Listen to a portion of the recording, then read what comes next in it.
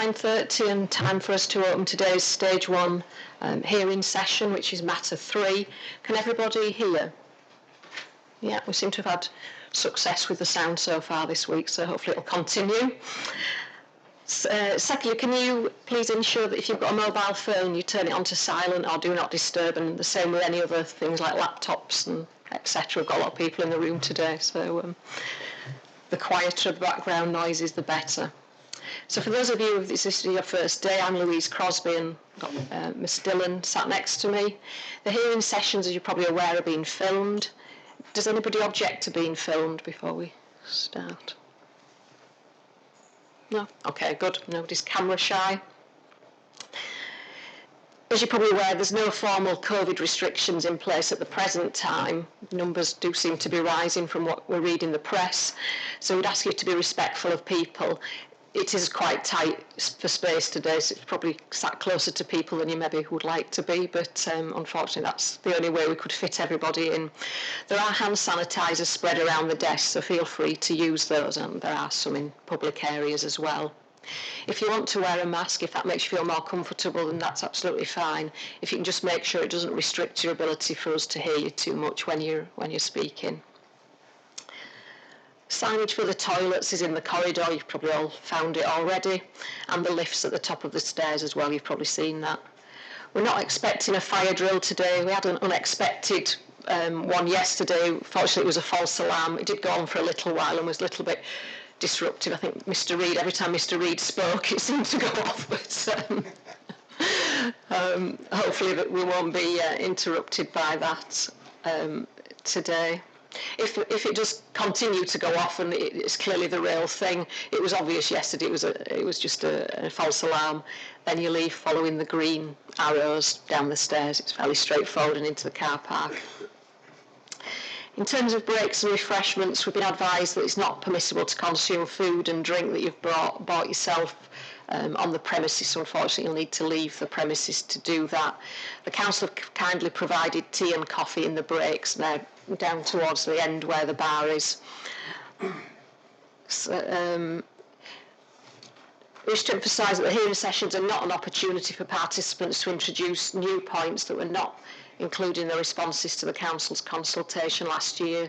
With this number of people in the room, it's hard for me to police and remember exactly what everybody said, so I have to trust people to stick to points that you've previously made. And we won't be discussing emission sites either, which is normal practice these days. So there'll be a mid-morning and mid-afternoon break, so probably around about 11 and about 3, depending on where we're at, and a lunch break as set out on the agenda. I stress that participants should be seated and ready to begin the session at the allocated time, and that return promptly from breaks. It's particularly important today given the amount of material we need to get through. The hearing sessions are relatively relaxed discussions led today by myself and focusing on particular matters being considered. So I'll ask a series of questions which are set out on the agenda and ask the council and others to contribute as appropriate.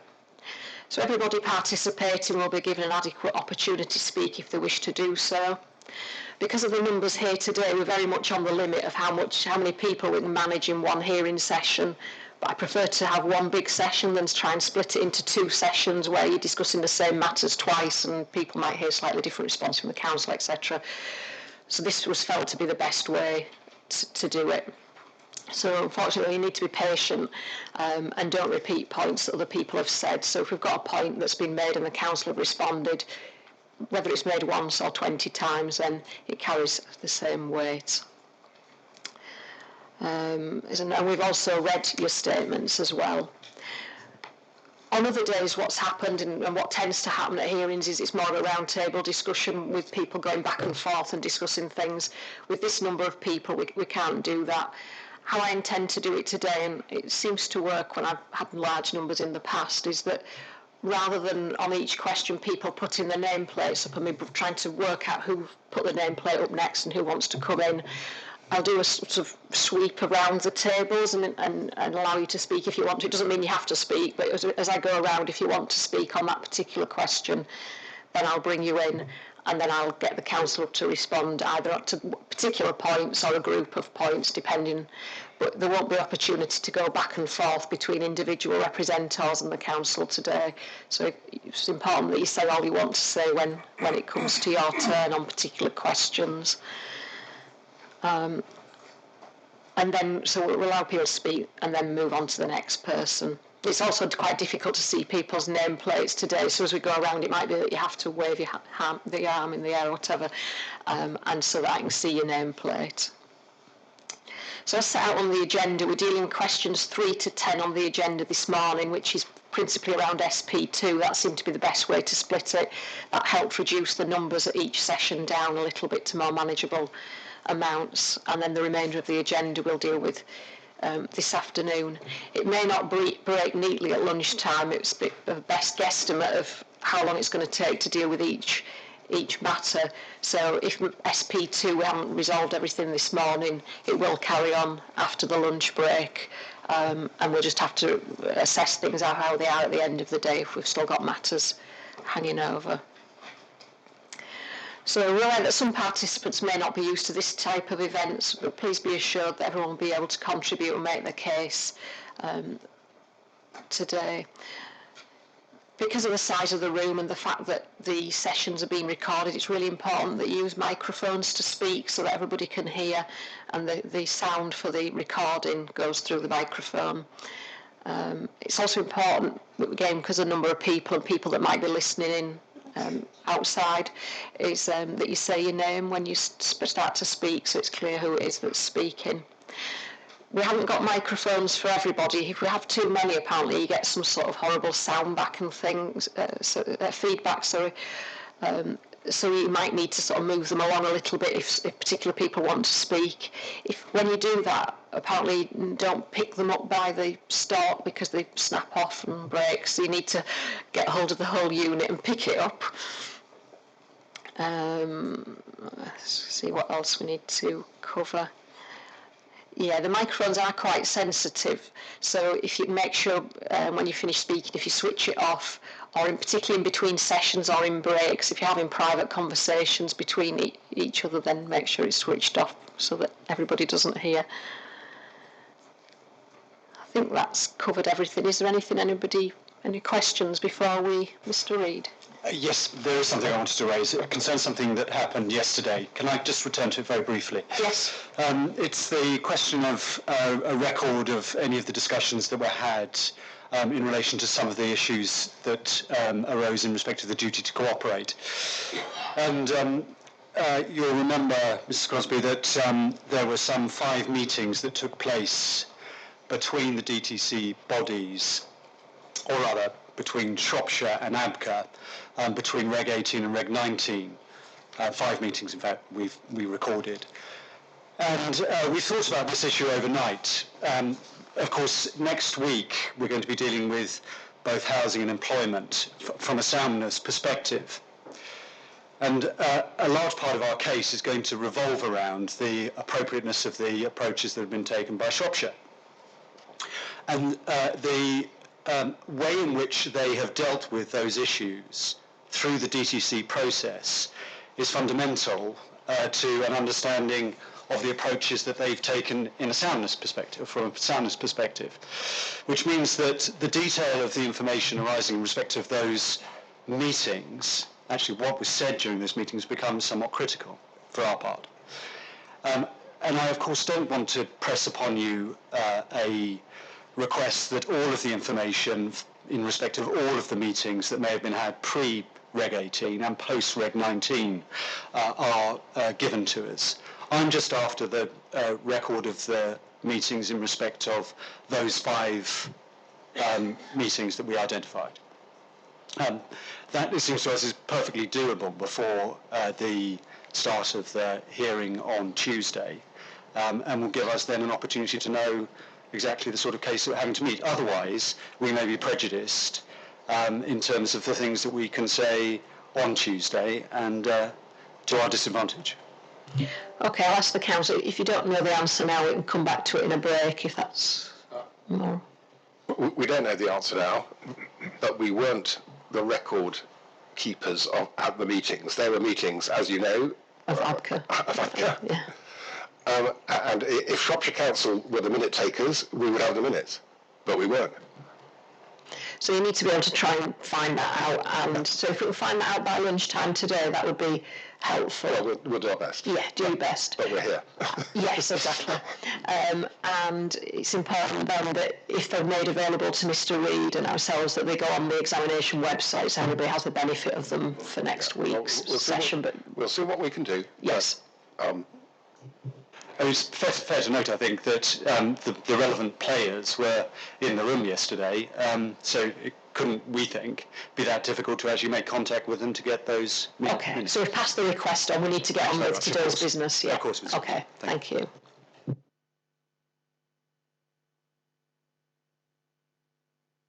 Okay, so turning to the agenda for today, as I said, we'll take the questions slightly out of order as a way of helping manage numbers.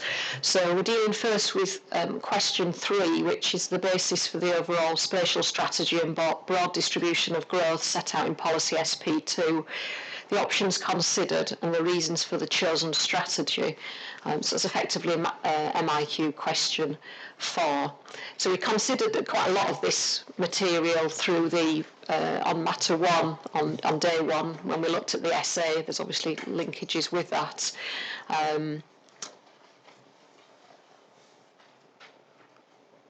So I won't attempt to proceed concerns of representatives at these sessions because the number of people here, the comments are very varied. Instead, I'll allow participants to speak and put their own points and point out various matters. The Black Country issue is going to be dealt with on other questions on the agenda as well. I'll point that out now. So I'll turn to the council. Is there anything the council want to say as a sort of lead into this question, or do you want me to just sort of go around the table and you respond to things? I'm happy either way. Would it be helpful if we just gave a brief overview of what the strategy actually entails? So as you've explained, it's primarily captured within draft policy SP2. However, I would emphasise that, as with every plan, the plan should be read as a whole, and SP2, whilst the starting point, is supplemented by other strategic policies and indeed the detailed policies of the draft plan.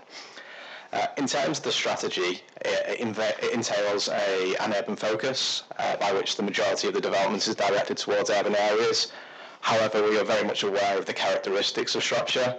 It's a large rural county with large diverse communities, and responding to that, we also propose complementary development within the rural areas, primarily within the identified community hubs and clusters, which are the sort of the hubs of the sort of larger rural communities with a range of services, and community clusters are those settlements that have sort of aspirations to enhance their sustainability.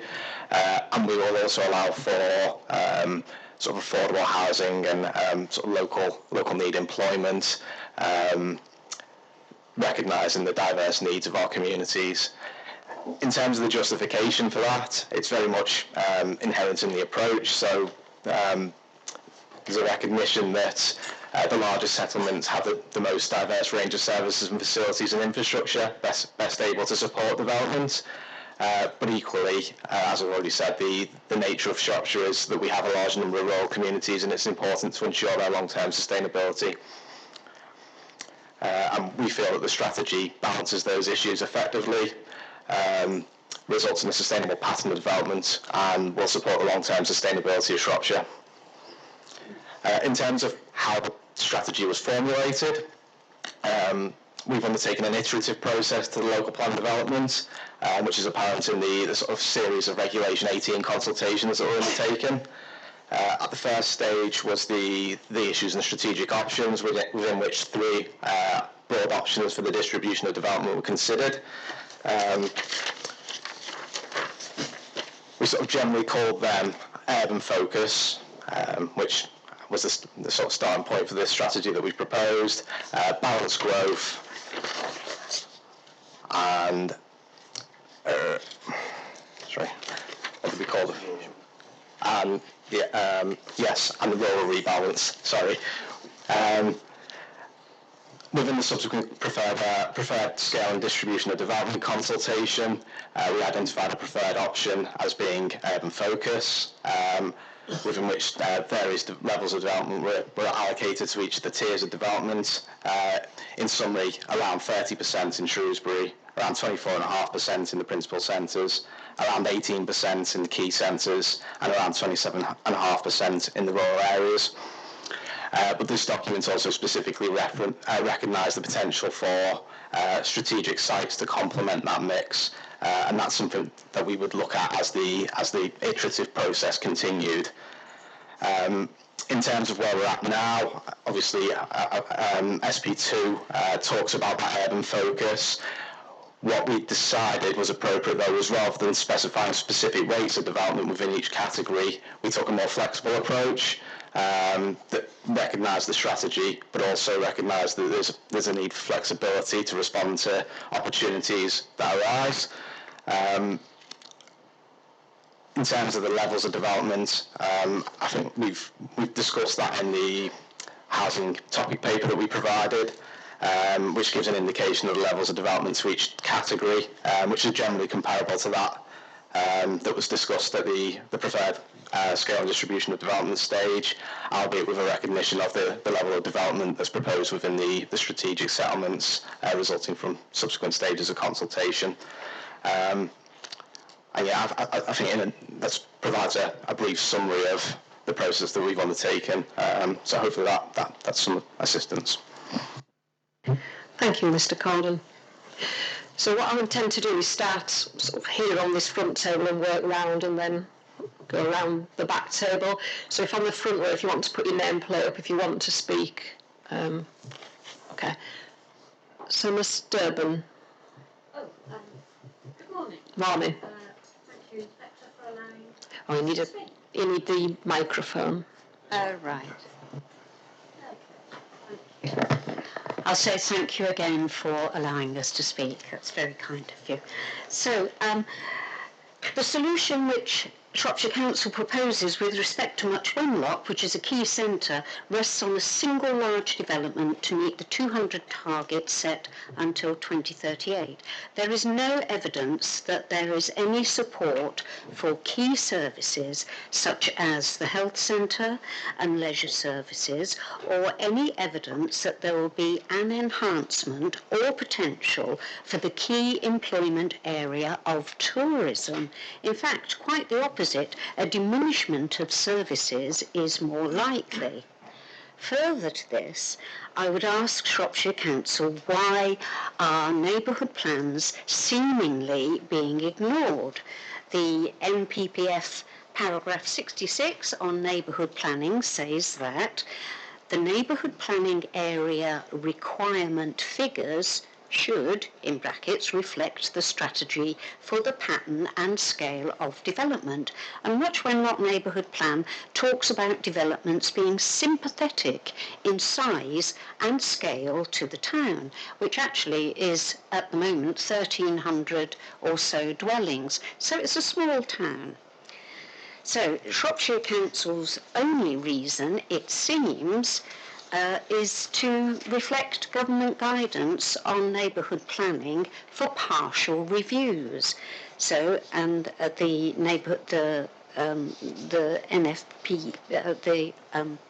government guidance says that there is no requirement to review or update a neighbourhood plan.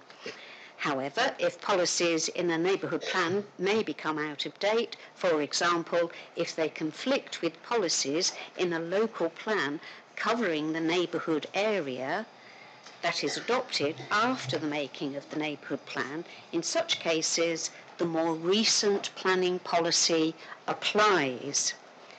But at the same time, Shropshire Council is ignoring government guidance that there are 3 types of modification which can be made to a neighbourhood plan. I'm sure you know all this, but so that's minor modifications, material modifications which do not change the nature of the plan, or material modifications which do change the nature of the plan, and require an order which would require an examination and a referendum. And this might, for example, involve allocating significant new sites for development, which is being proposed for Much Wenlock, and which change the development boundaries. Now, the local plan proposes for Much Wenlock a significant single development, much larger than any development which has previously happened in Much Wenlock,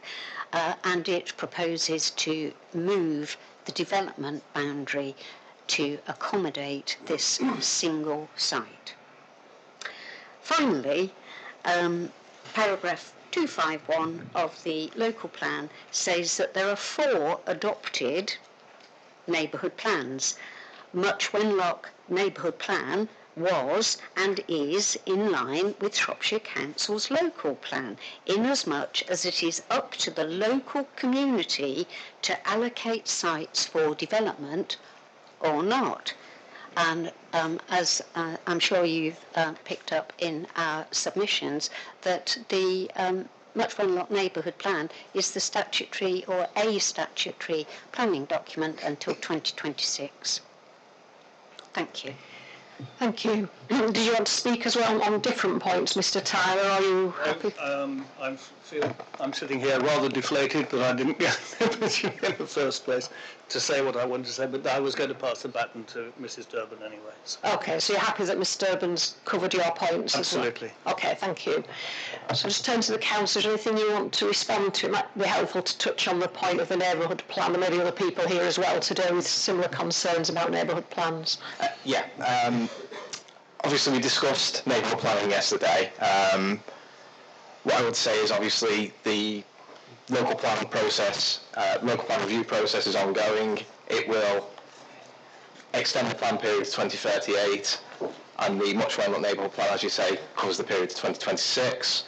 As part of the process, we discussed with the Much Wenlock Town Council whether there was aspirations to update the neighbourhood plan, and our understanding was that there was no aspirations to do that. As such, we consider it's appropriate and important for the local plan to consider the needs of Much Wenlock to 2038 and to put in place an effective strategy for meeting the needs of the community to 2038. I think that process is very much consistent with the guidance on neighbourhood planning that Mrs. Durbin discussed. If we just review it, whilst there was no requirement to update a neighbourhood plan, policies in neighbourhood plan may become out of date. For example, if they conflict with policies in a local plan covering the neighbourhood area that is adopted after the making of the neighbourhood plan. I think that's the exact situation that we find ourselves in here. Whilst Shropshire Council is very much supportive of neighbourhood plans and recognise the role for them, and I think that's very much embedded within the local plan itself and our approach to those communities that are progressing neighbourhood plans at this stage. I think our approach to Much Wenlock is entirely appropriate and is consistent with the strategy that we've proposed for Shropshire moving forward. Mr. Durbin, I explained at the beginning that I could only take one lot of comments, otherwise I could be back and forth with 40 people all day. So, Mr. West. Okay, thank you, Inspector Crosby. It was just a minor point, really, but well, a small point, but an important point. Was obviously, should the Shropshire local plan move to agreement next year, there is nothing to prevent Much Wenlock to undertake a neighbourhood plan at that point in the process as well. It is not an either or. You can undertake a neighbourhood plan which complements the proposals in an adopted local plan and builds upon them, and you could actually enhance development in your area if you so wished.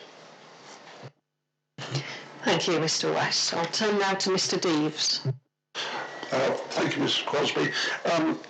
My submissions concern question 3 and to some extent question 13, but they deal with energy infrastructure. And in the interest of time, the general theme of today's session, I would ask that we will be making submissions under matter 8, where this will be considered in more detail. But if I may, I would just like to set out a couple of markers now, and then we can move on. I think that would be better for all of us. Thank you. Yeah, that's fine, yes. In dealing with question 3, the paragraph 2.28 of the introduction to the local plan talks about the availability of sufficient infrastructure. There is a requirement or an assertion in the same paragraph the council has worked alongside infrastructure providers. We submit that they've provided no evidence of working with energy providers, either from the national generation systems and distribution systems or with providers that could provide renewable energy sources. So therefore we regard that matter as unsoundly addressed. Well, in brief, that's the case. I think we'll return to those matters on section 8. Very, very briefly, on question 13, I appreciate we are out of order. Take your comment on question 13 when we get there. Yeah, it is really relating to the same issue in terms of the interpretation of SP5. Yeah, it just helps with our notes, so it keeps things neater if people answer questions in order. Thank you. Yes, if we can come back to them on matter 8 for the main part, I think that would be, if you're agreeable to that. Yes, that's fine. Much so. Thank you. Yeah, it's just each question you'll have one bite of the cherry, if you like, so it doesn't mean you have to cover all the questions in one. No, that's the way you wish. Thank you, ma'am. Thank you. Do the council want to comment on that, or we'll obviously deal with the infrastructure points in detail next week as well? Okay. Mr. Armfield. Sorry, you did warn me about that. Morning, Inspector Crosby. Tom Armfield here, representing Vistry Homes. Just a quick point in terms of the council coming back to my comment if they wish to. I think my colleague, Mr. Hill to the right, might be making similar points or something, so it might be worth hearing both of us and then instead of the council coming back individually. So I just have two very brief points to make, if I may.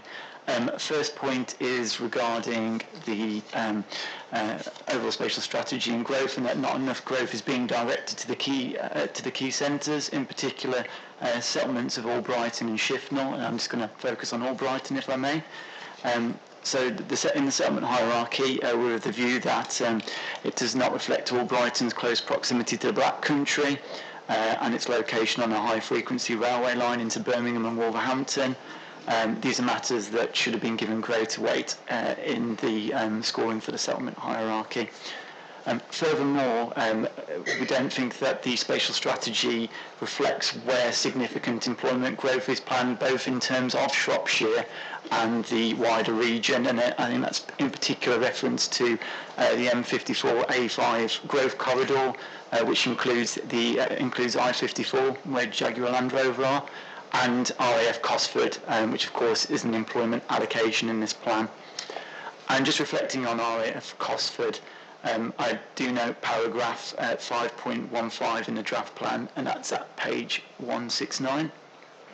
And that's clear that there is a link between people working at Cosford and living in Albrighton and using its facilities.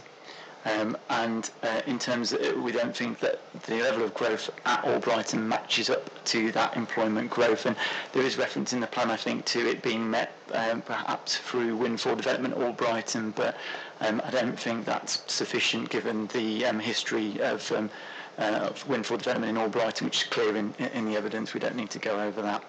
And I think just reflecting on those points, you've got settlements like Craven Arms, which are in a much less sustainable location in terms of not on a highway corridor, on a high-frequency railway line or near employment, with a similar level of development. And my second point, very briefly, if I may, is regarding the third criteria of the policy, which is the delivery of affordable housing. And our point around that is that the approach to Albrighton risks the plan failing to meet that delivery of affordable housing. And the evidence is in our Reg 19 reps, so I'm not going to go over it, but in summary, our evidence demonstrates there's a rapidly ageing population in Albrighton, and this has largely been fuelled by the constrained housing delivery. at Old Brighton over the last 5, 10, 15 years, which in turn has really pushed prices up. So there's significant affordable housing issues, specifically first-time buyers, which the current plan level of development is not capable of meeting. So they're my points. Thank you very much. Thank you. Right, and so Mr. Anfield said Mr. Hill was going to say similar things, or sorry, Ms. Butterfield, I will come back to it. Might make sense. Thank you, Ma'am. Yes, Paul Hill from RPS on behalf of Taylor Wimpey and their land interests at Old Brighton. Your question, Ma'am, relates to the basis for the overall spatial strategy, and I was going to address that really rather than get into the settlement specifics, which I think is probably more appropriate for SP7 and question 16, and the residential development guidelines. So I'll keep it briefly in relation to the overall strategy. And the principal concern relates or seeks, I suppose, some clarity in how the final growth strategy in SP2 was derived. And this all relates to the proportional splits that fall within the policy.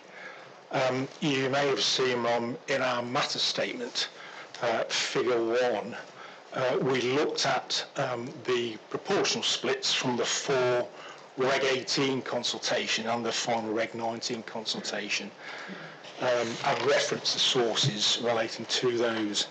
And you'll see from that one, the accounts preferred strategy, which we have no disagreement with, is for an urban focus, as Mr. Corden's rightly outlined. And that all stemmed from the original issues and options consultation, option B, which saw a 45% level of growth to the principal centres and the key centres. So that in effect is the strategy that has been set right from the outset, and the council has pretty well stuck to that. But what then happens through the various consultations, you get then to the final submission plan, is that 45% level of growth then reduces to 41%. So it's a 4% reduction. And that represents, in numerical terms, 1,232 dwelling decrease. So it's not an insubstantial figure that's come through that process. And then at the same time, you will see there's actually been a 1% increase in the level of development to the rural areas. So there's in effect a 5% swing. Now, you know the reason for that, or the principal reason for that, is the inclusion of the strategic settlements that came through 2017 consultation. The increase in the rural areas has come largely, we see, as a result of the decrease from the centres and away from the urban focus. But what we can't see from the plan, and what we're seeking some clarity on really, is, and the housing topic paper doesn't really explain it, is why, in proportional terms, the growth in the centres has decreased, yet the growth in the rural areas has increased. It's not clear, and we haven't seen any assessment of how that's happened or the process for that. And it's not clear whether consistent with SP2's objective, and SP2's objective, as you'll recall, is maintaining and enhancing the role of the centres and maximising their economic potential. So I think the concern is that the final distribution that you've got within SP2 isn't really underpinned by robust and clear evidence that's required from para 31 of the framework. Thank you. Thank you. Ms. Butterfield, are you similar or different? Morning, Sarah Butterfield from Pegasus Group on behalf of Barwood, and essentially on very quick point, it was just that we're actually agreeing with Mr Hill that the overall strategy which has been carried through from the issues and options we think is appropriate with the focus on the urban areas as set out in the Council's evidence base. So I think let's come back on a sort of cluster of comments. I think that's sometimes the easiest way with. Thank you, Mrs. Crosby. The key the comments made regarding the think it's important to recognise that when we looked at specific settlements, the proposed development guidelines were informed by the specific settlements of the proposed spatial strategy, the level of distribution and development, and of course the settlement hierarchy associated with that. Our national policy, and importantly, issues like existing commitments and completions that have been achieved within the period thus far, and the constraints and opportunities that existed within the specific settlements. Those have been subject to a series of consultations, and Shropshire Council considers that they are appropriate and very much reflect the role and characteristics of the particular settlements.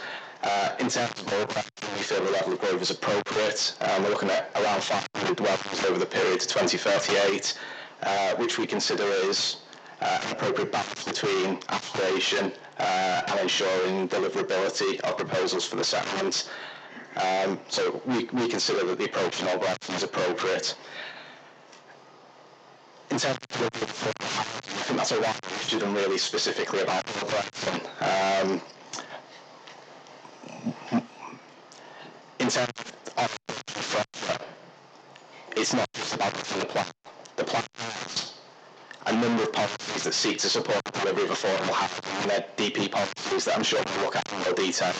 And they, as I said when we started the session, the plan is to whole, and the requirement to achieve 25% of the housing is affordable is very much recognized in the policy approach in our development policies, but it's also reflected in Shropshire Council's wider activities.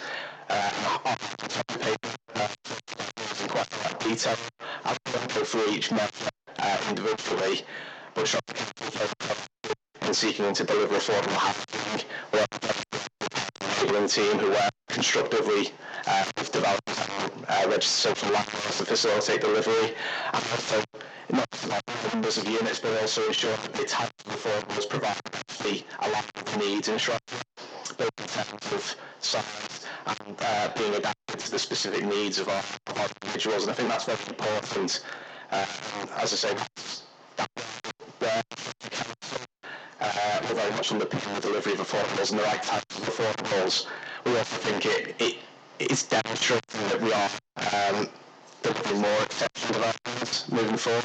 I think there's an opportunity for that to continue for our positive approach to things like community-led housing, for instance, which is something that's becoming increasingly important in Shropshire, and that's underpinned by work like the right on the table, which is working with the community to identify the specific needs of those communities, identify needs for affordables, which then allows communities to progress through things like community-led housing.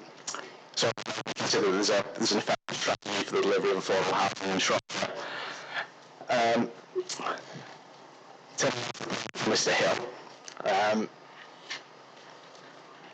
So just before my comments have to go down. In big significant change in the proposal of the plan across the housing, which of course is a new way of securing the delivery of affordable in Shropshire. We consider there's a real opportunity for this mechanism to contribute to providing affordables in the right places, and significantly contributes to the viability where there are viability constraints. Sorry, the point from Mr. Hill. In terms of the approach, I think it's important to recognize the issues and strategic options. We've considered the responses received to the consultation, and also the evidence that was available to us. And in the preferred distribution of development consultation, actually proposed strategy, and continue that principle, but the proposed materials was reflective of the information that was before us, and as I say, the consultation responses we've received. I think it's important to recognise that to the scale of development for each tier, and I think that's the main reason that you suggest that there's an increase in the level of development in the rural area. In the rural area, which as Mr. Hill noted, is because the inclusion of the strategic settlements within the hierarchy, if you like. It's a reduction, and it is because of that addition of that sort of around 4.5% to the strategic settlements. And again, that's the reason why rates have changed. The preferred distribution development consultation specifically recognised the potential for strategic settlements and reflecting the iterative approach we were undertaking. We initially looked at the levels of development of existing settlements and considered the potential for new settlements, if you like, strategic settlements within a subsequent consultation. We consider the strategy as appropriate. We consider it clear the iterative approach that's been taken, which has ensured communities and other partners have the opportunity to inform that approach. As I said, the main change as a result of the inclusion of the strategic side, Mr. Hill recognises himself, the main factor that's caused that step change in terms of the level of development, but the principle remains the same. It's an urban focus, which is very powerful when we look at the strategy and levels of development proposed within the various settlements within the tiers of development proposed. Thank you, Mr. Corden. That's helpful. Ms. Price. Good morning. My name's Hannah Price from Fisher Jones, and I'm representing the Defence Infrastructure Organisation, or DIO for short. So my comment relates to how previously developed land is not mentioned in policy SB2. So obviously we need to be consistent with national policy. If I take you to MPPF paragraph 119, the second sentence in that paragraph outlines how strategic policy should set out a clear strategy for accommodating objectively assessed needs in a way that makes as much use as possible of previously developed or brownfield land. So whilst we do believe the plan is making as much use as possible of previously developed land, as is evidenced by the allocation of my client's land at Clive Barracks and others, we believe that the policy could and should be more explicit about the fact that the plan is doing this. So we believe it would be logical for policy SB2 to incorporate text which in effect is saying how Shropshire Council will seek to make as much use as possible of previously developed lands by encouraging development on brownfield sites such as the following site allocations. So those could either be listed in the policy or outlined in a schedule attached to the policy. As you'll see under policy SB2, there's already a number of schedules which outline settlements, but we believe that it would be logical to add in a further schedule outlining the previously developed land allocations. Yeah. Thank you. I'll ask the council to come back on that. Thank you, Mrs. Crosby. I taking a positive approach to that.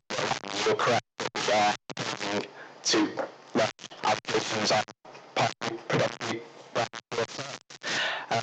so that recognition is appreciated.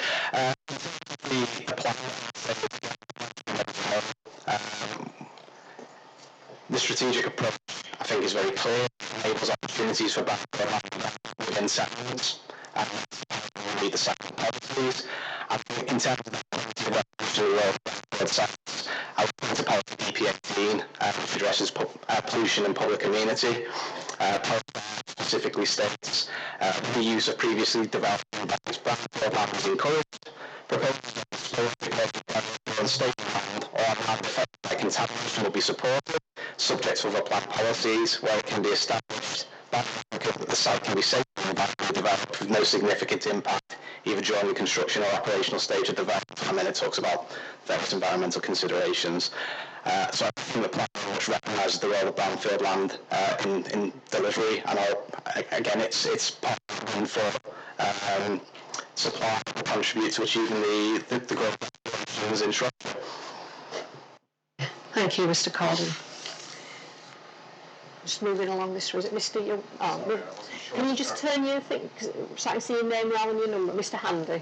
Mr. Handy, sorry. Lovely, thank you very much. So I wasn't sure which direction we were going to go around the tables. Making a fairly brief point, really, probably in relation to your, move the mic to get my agenda out of it.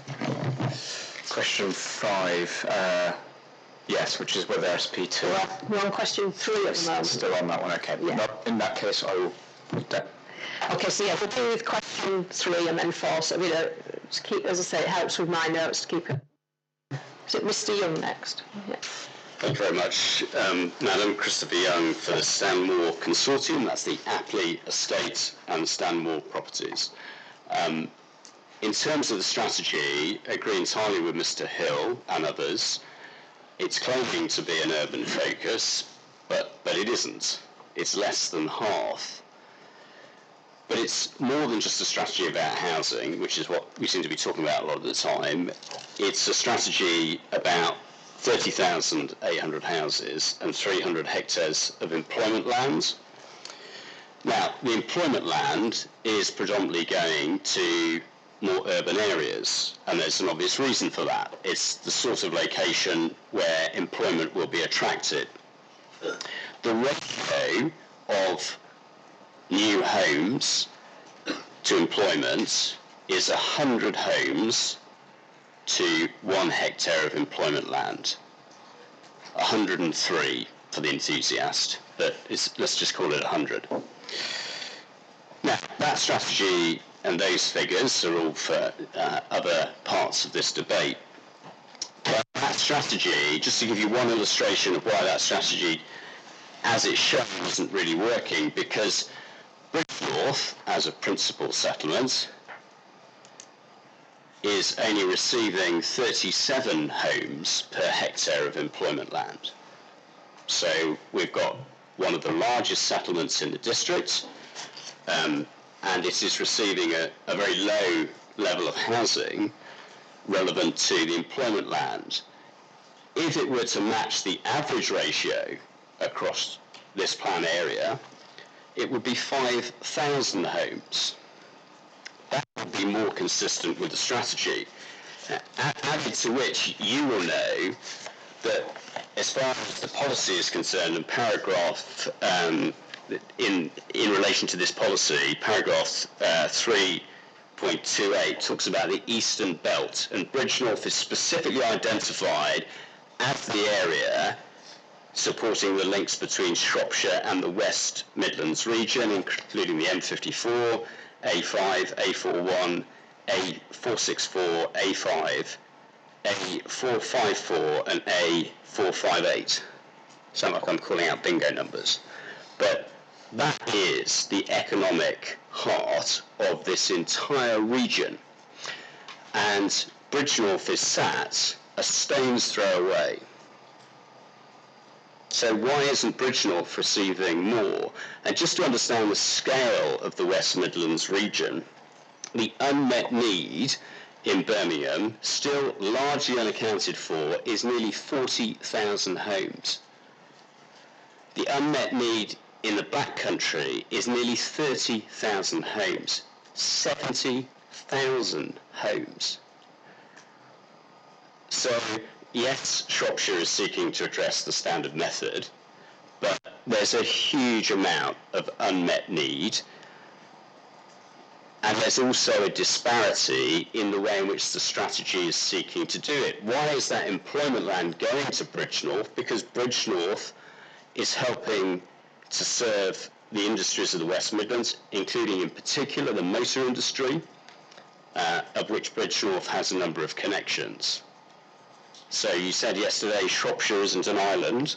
Absolutely right. It sits on the edge of a huge area of unmet housing and employment need.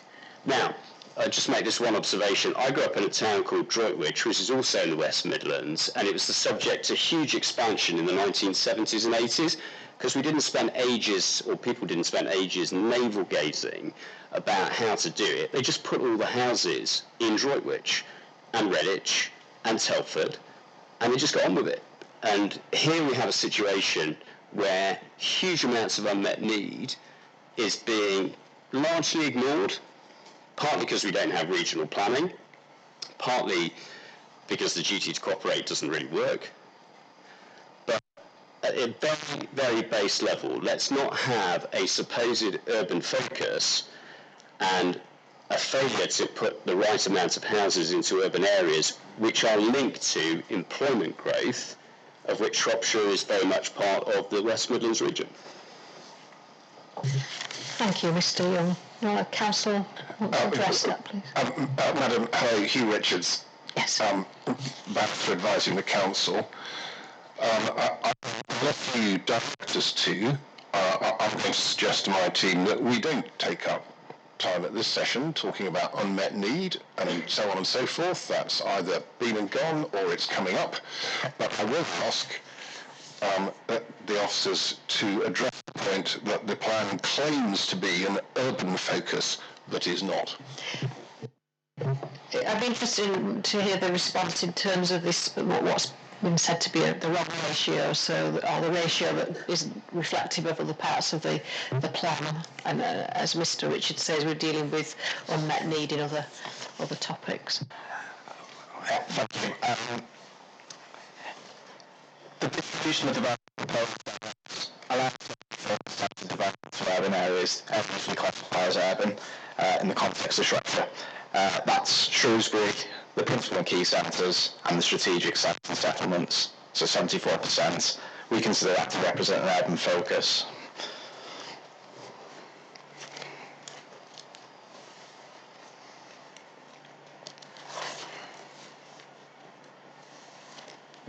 Mr. West. Yeah, may I just make the point also, it was spoken about in the introduction that Shropshire it's a rural county as well. So yes, it's an urban growth agenda because that is a sustainable development agenda, but we cannot ignore the rural areas either. And that is why you have a whole approach to community hubs and community clusters, and they must be part of the solution for housing and affordable housing, because those communities, they deserve it as well.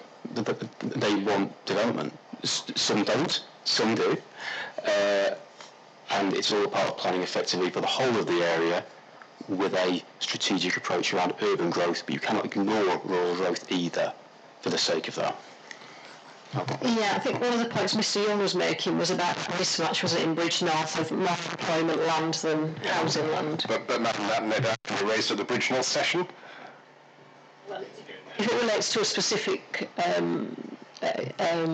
what's the word, allocation, if it's not an allocation, then at stage 2 we'll be dealing with specific allocations, so I think that ship's probably sailed by then. I'm not making it as a specific point, we're coming back for that. This is a strategy point, so the council needs to be able to answer that question. Without me cross-examining, obviously. I think it's in the employment growth strategy paper. We do make a point about the distribution of development. The housing distribution is, as Mr. Corden has pointed out to you, and the employment distribution is seeking to balance that growth. And in doing that, in putting forward new allocations, there is a particular focus to the east of the county, and one of those locations is Bridge North. And so Bridge North receives a proportionately higher level of employment development in order to get that rebalancing, and therefore that affects the ratio between housing and employment land in that particular settlement. Okay, so how did the council come about that there was an imbalance at the present time? So what made you think that was a particular problem? It was on the employment side, it was the needs of the existing employment areas, so particularly Stanmore Industrial Estate, Business Park, where there was a need for further land in order to continue investment in that location. And then there was already existing on the western side of the town allocations from the SAMDEV plan, including employment land. And then, again, on the western side of the town, there is a proposal to release the Tasley Garden Village, which itself had an employment component in order to be a sustainable urban extension. Okay, so then in terms of trying to balance, was there any sort of consideration given to trying to balance out to provide for employment land, so therefore we need to match it with homes to provide sustainable development? The intention is that the employment provision within Tasley Garden Village would balance the housing provision at that location with a very generous provision of employment land. There was already a balance across the road from that location through the SAMDEV allocations, where there was a mixed use proposal with housing and employment. So we'd achieved a balance there. The Stanmore provision, there's no actual housing related to that. That's the employment provision is in addition to the provision made on the sustainable urban extension, but is to meet a specific investment need on Stanmore, that the site is coming to the end of its available land resource, and in order to continue to attract further investment, there was a need for employment land there. That then begins to take the balance indicated by Mr. Young away from the average that's been indicated, but that is to meet local needs, local requirements.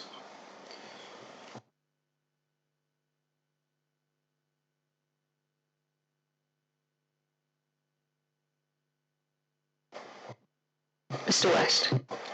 Thank you, Inspector Crosby. Just to make sort of a wider point really about we do have to respond to opportunities as they are as well through the site promotion process. But also we obviously have to respond to the characteristics of individual settlements and the constraints around individual settlements as well, in particularly in this instance the issue of Greenbelt. I would remind you that Tasley Garden Village proposal is non-Greenbelt, and what we are talking about with the Stanmore proposal is in the Greenbelt, is in the West Midlands Greenbelt. So that is part of the consideration around the settlement-specific approach to growth. So the employment sites that have been put in the plan, are they in the Greenbelt or out of the Greenbelt? The employment sites which are attached to the proposed urban extension, the Garden Village proposal, are not in the Greenbelt. The employment allocations in Stanmore, which we are proposing to be included, are currently in the Greenbelt. If I may, just on that. Sorry. I'm avoiding talking about the proposal. It's interesting the council brought it up. We're not talking about proposals now. But they took land, they're taking land out of the Greenbelt for employment. They're not doing it for housing. I understood the position. I will say I don't want to throw into sites either, but I felt as though because of the question and the way it's framed, I think it was unavoidable in that context. But obviously this will be talked about, that specific issue will be talked about on the Greenbelt, and particularly around exceptional circumstances. Yeah. No, my question was so yeah. Okay, next along, Mr. Can't see the end of your name. I can only see Mr. Bonner. What is it? It's Mr. Bonner, James Bonner. Right. Thanks. Representing Yarrow Landfordia Limited, who have interest north of Market Drayton. I just want to echo concerns around the application of the urban focus, which we support as a principle. I have similar concerns to Mr. Young regarding Bridge North, but for us it's Market Drayton. It's another principal centre that's seen considerable employment growth, but not housing. So the housing tackle paper seems to set out how the distribution of development has been formulated. So it includes reference to wider factors, including demographics, characteristics of Shropshire, past trends, etc., including principles of sustainable development, but to us it's not clear how those factors have actually influenced the strategy regarding distribution. So, for instance, with Market Drayton, the 2017 Distribution of Development paper highlighted the opportunities around its geographic relationship with West Midlands Combined Authority, but also the Northern Gateway Development Zone around Cheshire and Staffordshire. I think it's touches on what the council have mentioned around trying to rebalance growth towards the east of the district, which we clearly support. Market Drayton has seen 24.5 hectares of employment land delivered between 2006 and 2020, second only to Shrewsbury at 41.1 hectares. In the new local plan, it's identified for employment growth of 48.2 hectares, including committed growth between 2016 and 19. So that's 16% of the overall 300 hectare target. However, in contrast, Market Drayton's only delivered 557 dwellings between 2006 and 2020. That's 7.6% of the overall delivery of 7,286 dwellings over that period. Looking forward, and including recent completions, the proposed target for Market Drayton is 1,200. That's only 3.9% of the overall target of 30,800 homes. So from our perspective, there's a clear imbalance between employment growth and housing growth there, and we think that will lead to unsustainable patterns of travel, and that's in conflict with the objectives of the local plan and the MPPF. So I think it maybe just needs a little bit more explanation as to how those numbers have been arrived at. We've got similar concerns around settlements like Shifnal seeing a far greater proportion of growth, and then that's 1,321 dwellings between 2006 and 2020, and that's only a key centre below Market Drayton. So I understand that the growth going forward is possibly justified by employment growth in relation to the Black Country, but obviously that is in the green belt, and it does require exceptional circumstances to be demonstrated. So we think there are other settlements and other options which already have delivered employment growth and will deliver more employment growth going forward. And to avoid in and out commuting, we think more housing should be directed towards Market Drayton. Thank you. Thank you, Mr. Bonner. Does the council want to add anything that's different to the comments that were made in respect of the previous comments about Bridge North? Apologies.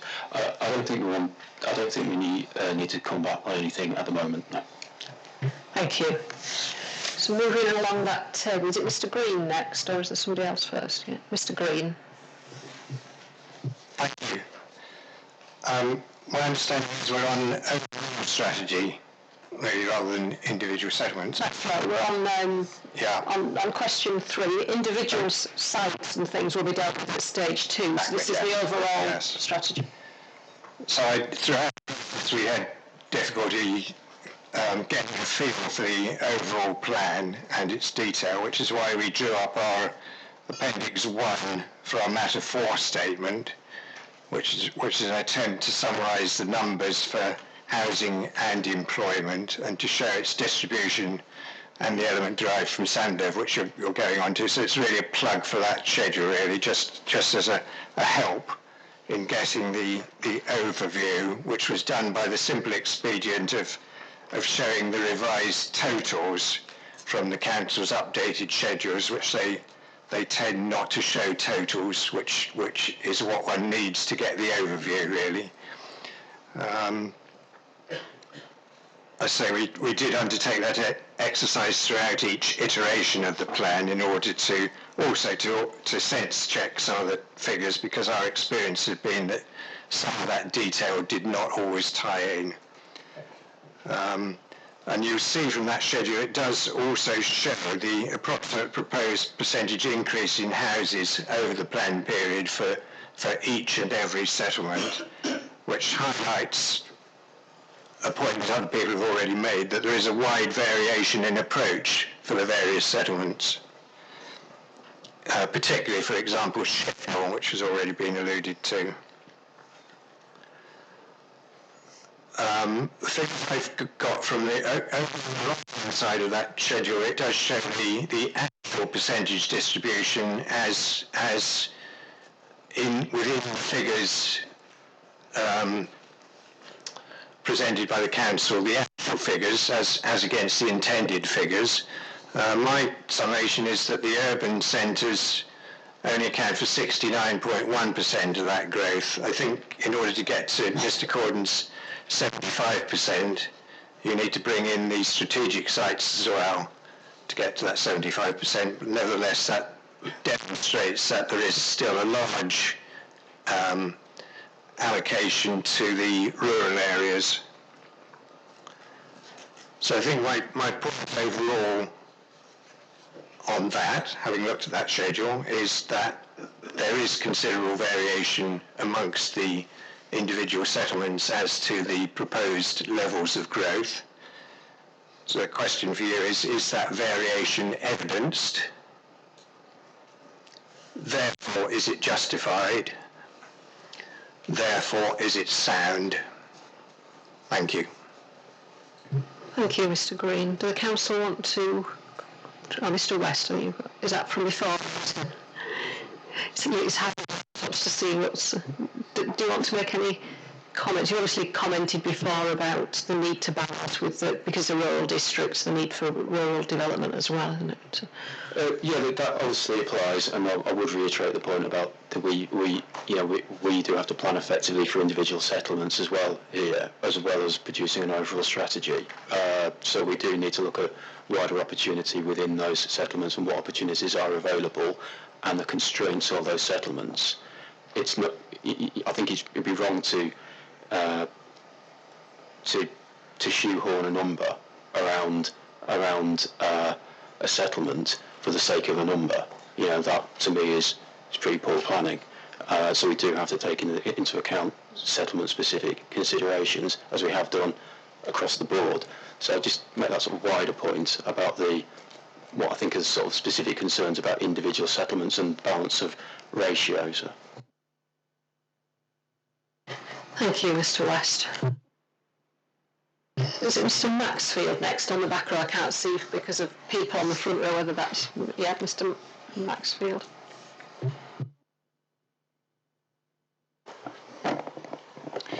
Thank you, Mr. Crosby. I'm here on behalf of the Arabia Estate, Guy Maxfield from WSP. So our client has concerns with the urban focused approach. So yesterday we heard that the council are committed to providing us with evidence of how it's engaged constructively, actively and on an ongoing basis with neighbouring authorities regarding strategic matters.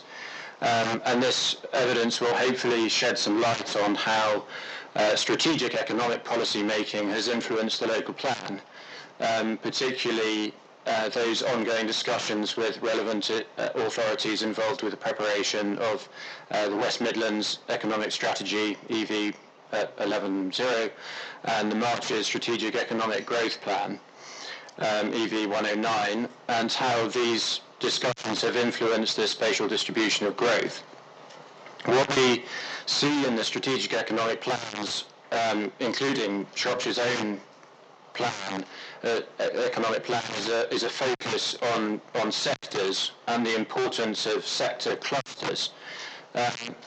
The March's industrial strategy, which responds to its economic plan, shows case studies of sector clusters and the location of these across the marches, and shows how some of the sites, how it's bringing forward new sites to strengthen the cluster approach.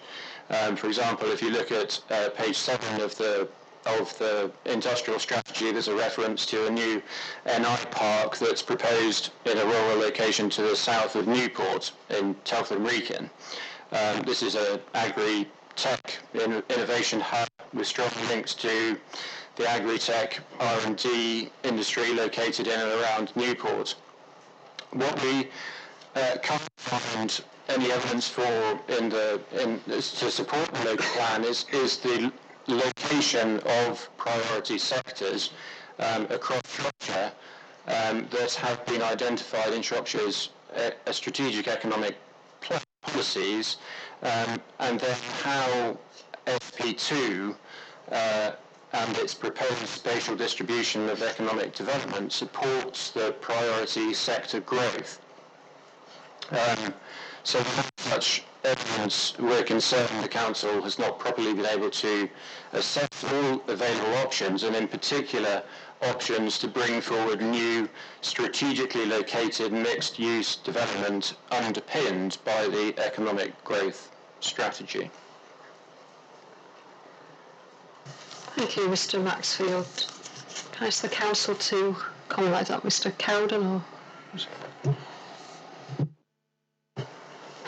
Well, the purpose of the local plan is to provide a delivery mechanism for the Shropshire Economic Growth Strategy. It's in the Economic Growth Strategy that the key sectors and clusters are identified, and through the work to deliver the Economic Growth Strategy, the land that we have put forward, identified and put forward, will then be matched up to the Invest in Shropshire approach, the work of the economic growth team, and their partnership with the business community and key businesses. Our intention has been to put forward a sufficient scale of land and to ensure that it is in the right locations. So urban focused, so around Shrewsbury, our principal centres, our key centres, and to target those centres along the strategic corridors, and we've made a particular effort to target those corridors with both road and rail connections.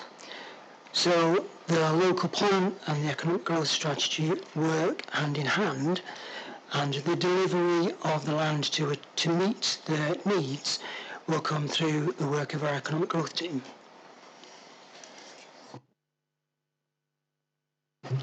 Thank you, Mr. Cowden. Mr. Holmes.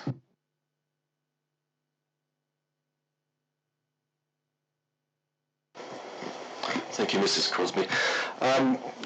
Lawrence Holmes on behalf of L&Q Estates.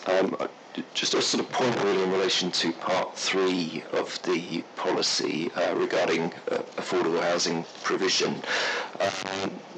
Obviously the council, have identified their housing requirement using the standard method approach in the MPPF, and of course part of that approach it takes into account an element of affordable housing, and we acknowledge the distinction between that and how the strategic housing market assessment calculates affordable housing need, and that of course is referenced in the council's housing topic paper.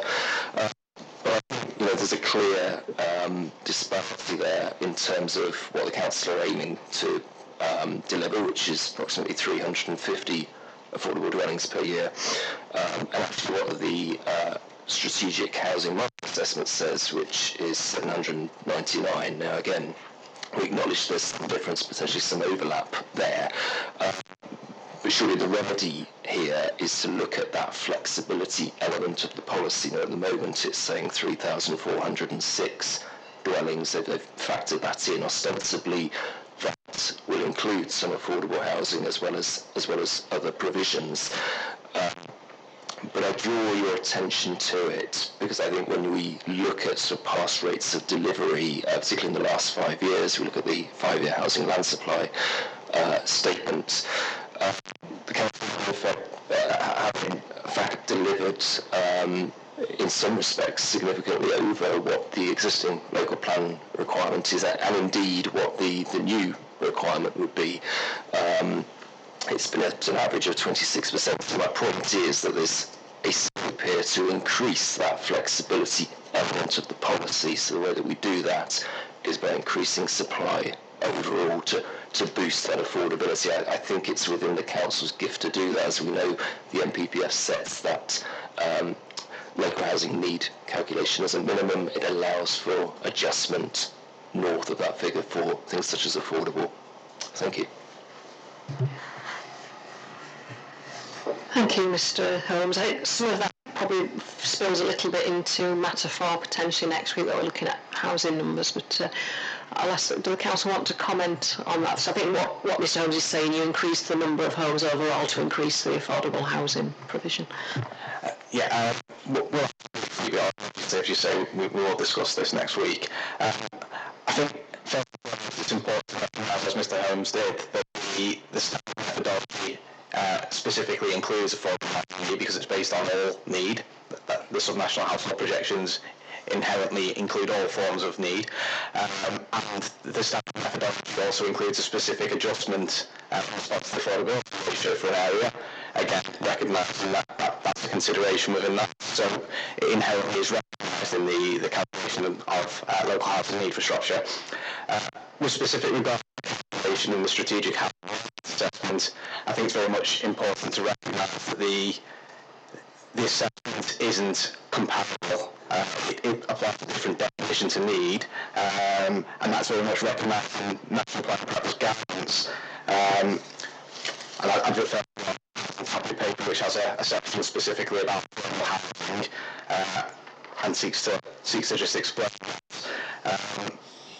We consider that we have an effective approach to delivery of affordable housing, as we've already discussed. We feel that the approach we take into the housing requirement, the uplift that we proposed, flexibility, if you like, of the local housing need, provides an opportunity to increase delivery of affordable housing. But it's important that we ensure that it's deliverable over the planned period.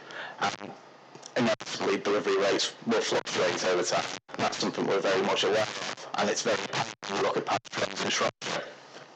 Yes, in the last 5 years or so, delivery has been strong, but equally in the period before that, delivery was, without going into too much detail, significantly lower. It's a cyclical approach to self-assessment. We will see changes in trends, and that's something we have to ensure we take into account. It's difficult to predict when those changes will take place. I'm sure everyone in the market can appreciate that. But having looked over that effect to let us know that those trends take place, and Shropshire Council has to be aware of that. We feel it's a requirement that appropriately balances those issues, but I'm sure we'll discuss that in greater detail next week. Thank you. And then there's also the specific development management policy on affordable housing, isn't it, where the affordable housing will come back down again at stage 2? That's correct, yes. Yeah. Okay. Is it Mr. Coxon next? Is there anybody? I can't see because of Mr. Deves. Mr. Coxon, yeah. Yes, good morning, ma'am. It's John Coxon from Emery Planning, here on behalf of the Strategic Land Group. Our client's specific interest is Market Drayton.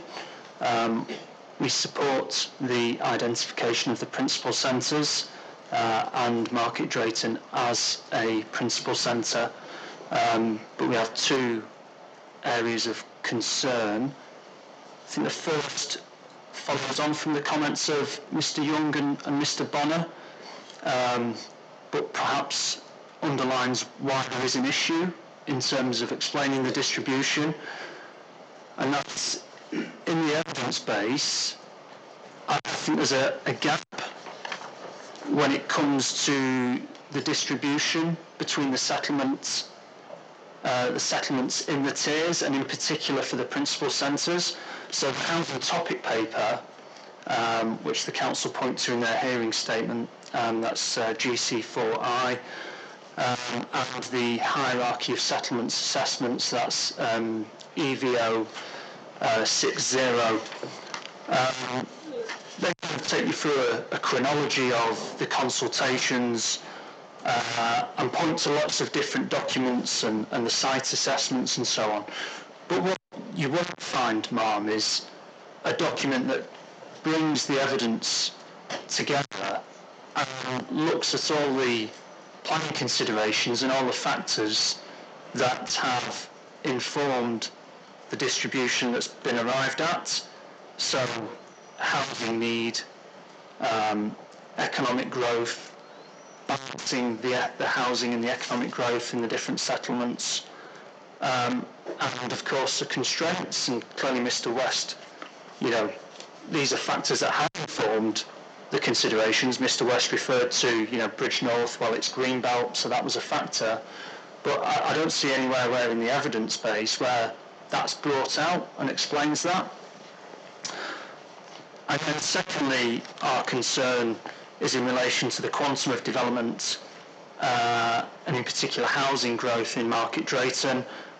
Clearly you have our hearing statement, Ma'am, and I'd endorse entirely the comments of Mr. Bonner. I won't repeat them. It's clearly a very busy session. I think just to add to that, Market Drayton is within the northeast Shropshire and A41 corridor sub-area, where the two principal centres are Market Drayton and Whitchurch. And just to highlight, Market Drayton is allocated considerably more employment land than Whitchurch, but it receives considerably less housing growth, and it effectively receives a similar quantum of housing growth to Ludlow, which is right at the bottom end of the scale of development in the principal centres. And I'd endorse the comments entirely that there's a need to balance the housing growth with the job growth. In terms of the sustainability of the settlements as well, in terms of the evidence we have, EV060, the hierarchy of settlements report, looks at this. Market Drayton comes out well. So in table 10 of that document, just to reference, in terms of accessibility and service provision and so on, it comes out near identical to Bridge North and Oswestry. But those settlements, as we've heard, are allocated significantly higher levels of housing growth. Market Drayton isn't constrained. It's not constrained by the Greenbelt. So our view, Ma'am, is that based on the evidence, we'd endorse the comments of Mr. Bonner, and that Market Drayton should be distributed at a higher level of housing growth. Thank you, Ma'am. Thank you. The council want to make any additional comments in terms of Market Drayton?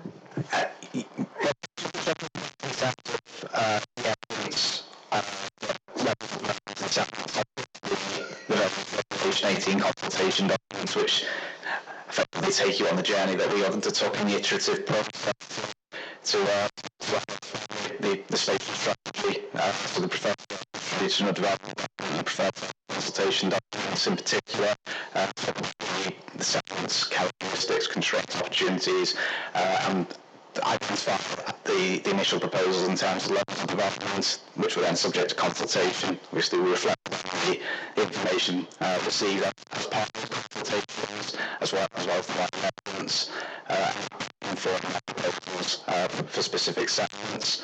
In terms of settlements, that informed the role of settlements within the spatial strategy. It's for the reasons referenced that principal centre. Thank you, Mr. Corden. Mr. Fox. Thank you, Mr. Crosby. Fox from Turley, acting on behalf of Miller Homes. The position is that we support the urban focus spatial strategy fully, but we contend that Shifnal should be making more of a contribution in that strategy. I think there's three principal factors why that should be the case, given it's a highly accessible, highly sustainable settlement in the county. It's probably the best positioned settlement in relation to the M54 A5 strategic corridor, having great links to Telford, the conurbation of the West Midlands and JLR. Has excellent public transport links with the railway station, and emerging proposals to increase the frequency and and regularity of the rail service at Shifnal, and also for the Employment Growth Centre. It's had sustained growth over the last decade in terms of jobs, and importantly it has a strategic allocation of 40 hectares proposed in the plan. So coming back to the point raised by Mr Young and Mr Coxon about the balance, that's a fundamental point that we think needs to be addressed. I think the residential guideline of 1,500 dwellings for Shifnal, it does appear substantial, but that figure does reflect the core strategy and the standard and what's been delivered since 2016, so what's been delivered in the first 5 years of the plan period, and that's actually 1,000 houses. So we're left with approximately 500 units to be delivered in Shifnal over the next, I think, 16 years. That represents a sort of very substantial drop in pass rates of delivery. Since 2006, the average rate of delivery has been 100 dwellings per annum in Shifnal. So what we're looking at between now and the end of the plan period is 30 dwellings per annum. The plan talks about a lengthy period of respite. That's the words that are used for Shifnal over the plan period, and we think that is at complete odds with the spatial strategy, which talks about Shifnal being a key focus for investment and housing in relation to the acute shortfall in the Black Country as well. And so there's lots of references to the need for significant investment in infrastructure at Shifnal, things like highways, flood risk. I won't go into the detail, but there's a long list, and lots of the costs are still to be confirmed. And is that Shifnal lies in a strong market area, constraining growth over the remainder of the plan period will lead to worsening levels of housing affordability. And finally, just to say that I won't get into site specifics, but the plan does explicitly refer to the opportunity at Shifnal for a longer-term sustainable community. That's paragraph 5.217. So we think the opportunity is there. It's been assessed through the SA. So we think the contribution could be increased further. Thank you. Thank you, Mr Fox. The council to comment. I'm conscious that there are quite a lot of objections to the development. It's sort of like everything, isn't it? There is a lot of objection as well to the amount of development that's already allocated in Shifnal. So there's always two sides to the story, if you like. Do the council want to comment at all, or do you? Well, it does raise very locally specific issues. The fact with Shifnal is that up to the introduction of the SADF plan, so our currently adopted plan, the rate of development in Shifnal was quite modest. The SADF plan, in effect, opened the floodgates, and they were flooded. And the rates of delivery in Shifnal itself are the highest that we've seen in any settlement across the county ever. And it is true that providing further land would sustain that significant rate of development, but the community could not accept that throughout the new plan period, and nor could the infrastructure of the town. And so it's not a period of respite, it's more a period of assimilation.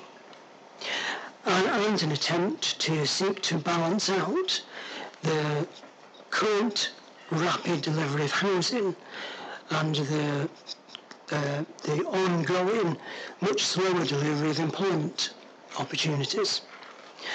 A further consideration for both the council and the community is that Shifnal sits wholly contained within the Greenbelt, and there will be a need to both safeguard land for the period beyond 2038 and hopefully for more than one plan period beyond that period, and therefore to sustain the current very high rate of development it would be necessary to remove a very large significant area of land out of the Greenbelt, and the council has taken the decision to be more cautious, to allow the community to assimilate the development, to allow for monies coming out of the current development to be invested into the infrastructure, and to take a more measured approach in the release of greenbelt land in order to sustain future development.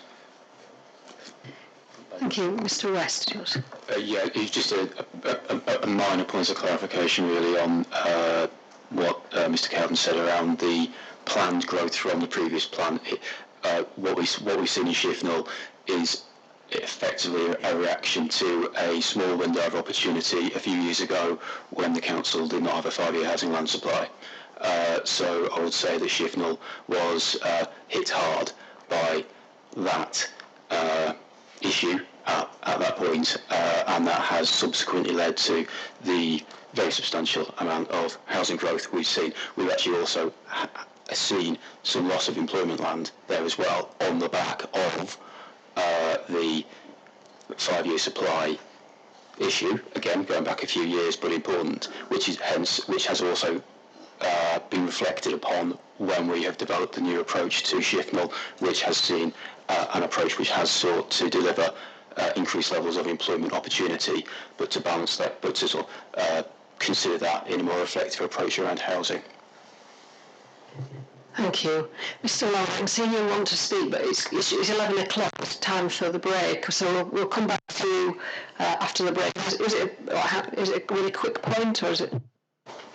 Yes, Ma'am, it is a very quick point. I've heard what the council has said about the development of Shifnal. I represent the town council in Shifnal. Clearly, the town council is very concerned about the level of growth that's being proposed in the plan, but was pleased to hear that and you'll hear more from us relating to the sustainability issues relating to Shifnal and the growth that's proposed. And the effect of the existing growth. We are most concerned that Shifnal has become top of the pops, if you like, with respect to settlements in Shropshire. And we think that a period of respite is a modest way of dealing with that, but we think there should be more. Clearly there is a considerable debate to be had about release of greenbelt land for employment use and where that should be located. Thank you. Thank you. I don't think the council need to come back. So it's 1 minute past 11 now. I'm conscious that we've got lots of people in the room, but equally we've got some material to get through. There are teas and coffees provided, so it means people don't have to leave the building to do that. So I suggest we try and come back past 11. That might be a time, but what we'll do, we'll be back for 11:15. We'll see where we're up to. So feel free to bring teas and coffees back to your table. The nature of today is that you're not all sort of speaking all the time. You can sort of sit and have your cup of tea while somebody else is speaking, and it just allows us to get through a little bit more material. So we'll end up and we'll see what happens. Okay, thank you.